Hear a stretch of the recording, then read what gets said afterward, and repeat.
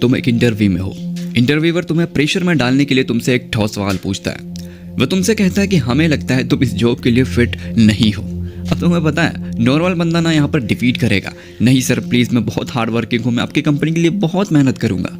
लेकिन वहाँ पर डार्क कॉन्फिडेंस वाला बंदा वो इंटरव्यूअर की आंखों में आंखें डाल कर कहेगा, इंटरेस्टिंग, आपको ऐसा क्यों लगता है कि मैं इस जॉब के लिए फिट नहीं हूँ?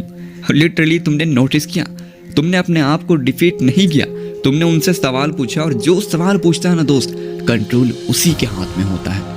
हेलो दोस्त, हाय, फिर आपका स्वागत कर रहा हूँ मैं आफरीदी, हमारा आपका चैनल इंस्पायर बाय आफरीदी में। तो आज हम लोग जिस वीडियो को देखना चाह रहा है वो है how to build confidence without fear. इसका मतलब है हम कैसे हमारा डर के आगे हमारा जीत लेकर आ सकते हैं।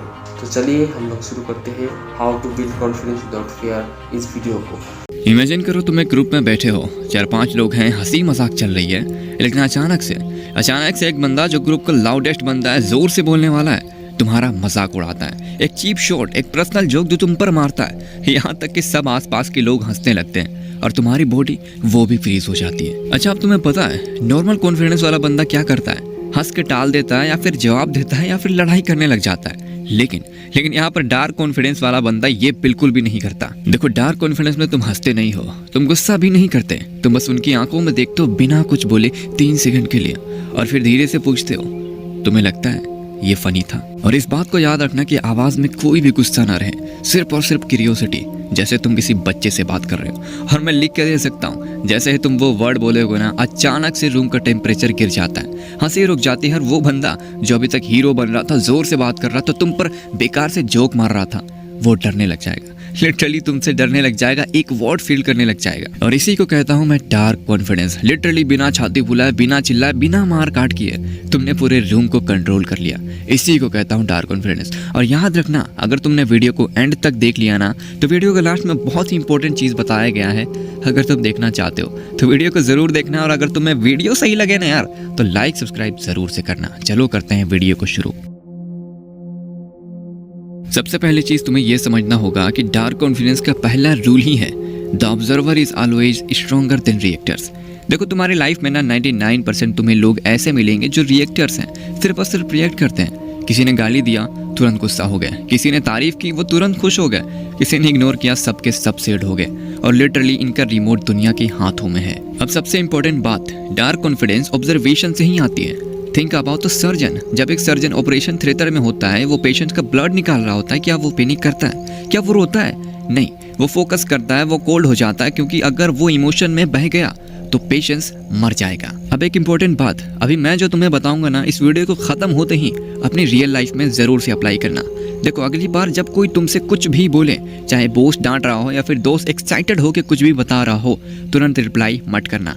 अपने दिमाग में बफर क्रिएट करो, सिर्फ 2 सेकंड का पॉज लो, और उस 2 सेकंड में उस चेहरे को स्कैन करो। इसका हाथ क्यों हिल रहा है, इसने ये बात क्यों बोली? क्योंकि जैसे ही तुम ऑब्जर्व करना शुरू करते हो, तुम्हारा डर खत्म हो जाता है, क्योंकि तुम्हारा दिमाग अब एनालाइज मोड में है, विक्टिम मोड में नहीं है। और किसी कहने वाले ने क्या ये खूब कहा है कि लोग उनसे डरते हैं जो रिएक्ट नहीं करते, क्योंकि उन्हें समझ नहीं आता कि तुम्हारे दिमाग में क्या चल रहा है। इसलिए कहते हैं silence is untouchable, it make people uncomfortable, and comfort is the enemy of growth. अब 2 मिनट के लिए सोचो कि तुम एक इंटरव्यू में हो। इंटरव्यूअर तुम्हें प्रेशर में डालने के लिए तुमसे एक ठोस सवाल पूछता है। वह तुमसे कहता है कि हमें लगता है तुम इस जॉब के लिए फिट नहीं हो। अब तुम्हें पता है नॉर्मल बंदा ना यहाँ पर डिफीट करेगा, नहीं सर प्लीज़ मैं बहुत हार्ड वर्किंग हूँ, मैं आपकी कंपनी के लिए बहुत मेहनत करूँगा। लेकिन वहाँ पर डार्क कॉन्फिडेंस वाला बंदा वो इंटरव्यूअर की आंखों में आंखें डाल कर कहेगा, इंटरेस्टिंग, आपको ऐसा क्यों लगता है कि मैं इस जॉब के लिए फिट नहीं हूँ? लिटरली तुमने नोटिस किया, तुमने अपने आप को डिफीट नहीं किया, तुमने उनसे सवाल पूछा, और जो सवाल पूछता है ना दोस्त, कंट्रोल उसी के हाथ में होता है। अब आता है मुद्दे के ऊपर, और लिटरली ये प्रॉब्लम ना 70 to 80% लोगों के साथ है। मान के चलो तुम्हें कोई स्पीच देनी है स्टेज के ऊपर, लिटरली तुमने स्पीच तो बहुत ही अच्छे से याद करी है, लेकिन जैसे ही स्टेज के ऊपर जाते हो, तुम्हारा दिल की धड़कन बढ़ जाती है, हाथ कांपने लगते हैं, और तुम्हारा दिमाग कहने लगता है कि अगर तुमने एक थोड़ी सी भी गलती करी ना, तो लिटरली तुम मर जाओगे। मतलब ऐसा फील होने लगता है। तो देखो, तुम्हें उस जगह पर क्या करना है ना, तुम्हें क्लियरली माइक पकड़ के बोलना है, मैं थोड़ा सा नर्वस हूँ क्योंकि मैं चाहता हूँ कि ये स्पीच बेस्ट हो, बस और कुछ नहीं। और लिटरली तुम्हारे साथ तुम्हारी ऑडियंस कनेक्ट हो जाएगी क्योंकि तुमने सच बोलने की हिम्मत दिखाई है। और सच बोलना डार्क कॉन्फिडेंस का सबसे बड़ा निशानी है, क्योंकि झूठ वो बंदा बोलता है जो डरता है और सच वो बोलता है जिससे परवाह ही नहीं। अब आते हैं डार्क कॉन्फिडेंस के फाइनल लेवल पर, द डिटैचमेंट। देखो, तुम्हें अपनी लाइफ को ना फर्स्ट पर्सन यानी कि अपनी आंखों से नहीं देखना, बल्कि दूसरों की आंखों से देखना है। अच्छा, एग्जाम्पल के लिए सोचो, ये दुनिया एक वीडियो गेम है और तुम प्लेयर हो, बाकी लोग नॉन प्लेयर कैरेक्टर्स हैं।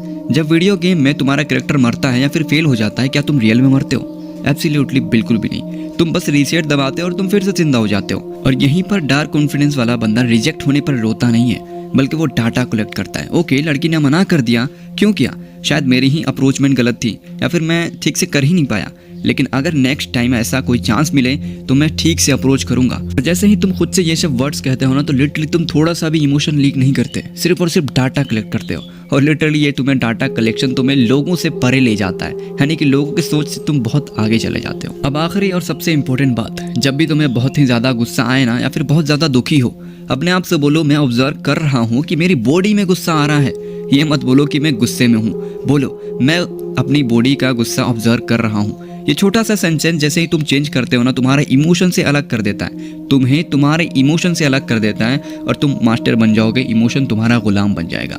लिटरली इन सब चीज़ों को अपने लाइफ में अप्लाई करो और तुम बहुत आगे बढ़ सकते हो। आई होप कि तुम्हें वीडियो सही लगी हो। अगर सही लगी तो लाइक सब्सक्राइब जरूर से कर देना एंड एक प्यारा सा कमेंट कर दो अगर तुम्हें वीडियो सही लगी तो।